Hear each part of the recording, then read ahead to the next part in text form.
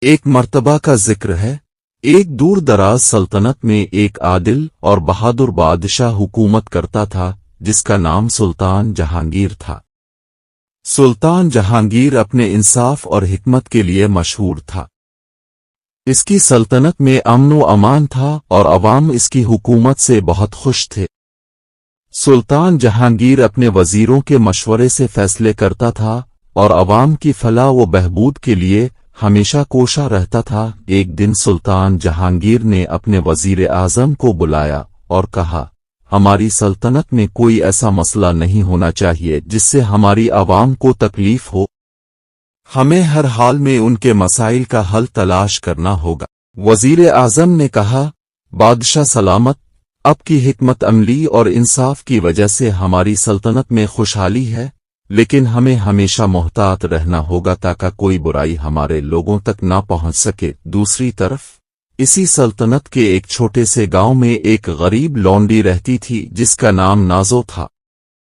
نازو کی زندگی مشکلات سے بھری ہوئی تھی۔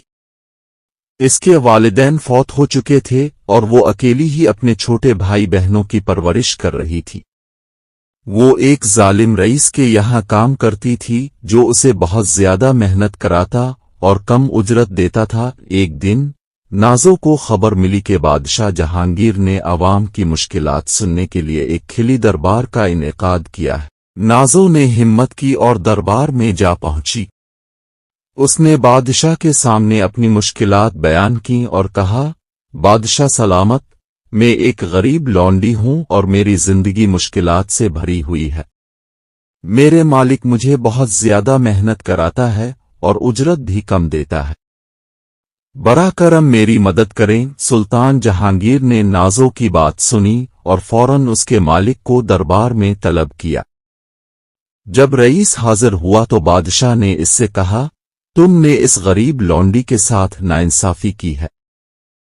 ہم اپنی سلطنت میں کسی قسم کی ظلم و زیادتی برداشت نہیں کریں گے۔ تمہیں فوراً اس کی اجرت میں اضافہ کرنا ہوگا اور اس کے ساتھ اچھا سلوک کرنا ہوگا۔ رئیس نے بادشاہ کے حکم کے آگے سر تسلیم خم کیا اور وعدہ کیا کہ وہ نازو کے ساتھ بہتر سلوک کرے گا۔ بادشاہ جہانگیر نے نازو کو بھی کہا، تمہارے حالات بدلنے والے ہیں۔ ہم تمہیں ہمارے محل میں کام کرنے کا موقع دیں گے تاکہ تمہاری زندگی بہتر ہو سکے اور تم اپنے بھائی بہنوں کی اچھی پرورش کر سکو۔ نازو کی آنکھوں میں خوشی کے آنسو آ گئے اور اس نے بادشاہ کا شکریہ ادا کیا۔ محل میں کام کرتے ہوئے نازو نے اپنی محنت اور دیانت داری سے سب کا دل جیت لیا۔ بادشاہ اور ملکہ نے بھی اس کی مدد کی اور اس کے بھائی بہنوں کے تعلیمی اخراجات بھی اٹھائے۔ نازو کی زندگی میں خوشحالی آ گئی اور اس کی محنت رنگ لائی۔ بادشاہ جہانگیر نے اپنی حکمت اور انصاف سے ثابت کر دیا کہ ایک عادل حکمران ہی اپنی سلطنت کو خوشحال بنا سکتا ہے۔ نازو کی کہانی ایک مثال بن گئی اور لوگ بادشاہ کی تعریف کرنے لگے۔ سلطان جہانگیر نے اپنے دربار میں اعلان کیا، ہماری سلطنت میں کوئی بھی غریب مظلوم نہیں ہوگا۔ ہم انصاف اور حکمت کے ساتھ حکومت کریں گے تاکہ ہر شخص خوشحال ہو سکے۔ یہ کہانی اس بات کی عکاسی کرتی ہے کہ ایک عادل اور بہادر بادشاہ کس طرح اپنی عوام کی مشکلات کو حل کر سکتا ہے اور ان کی زندگیوں کو بہتر بنا سکتا ہے۔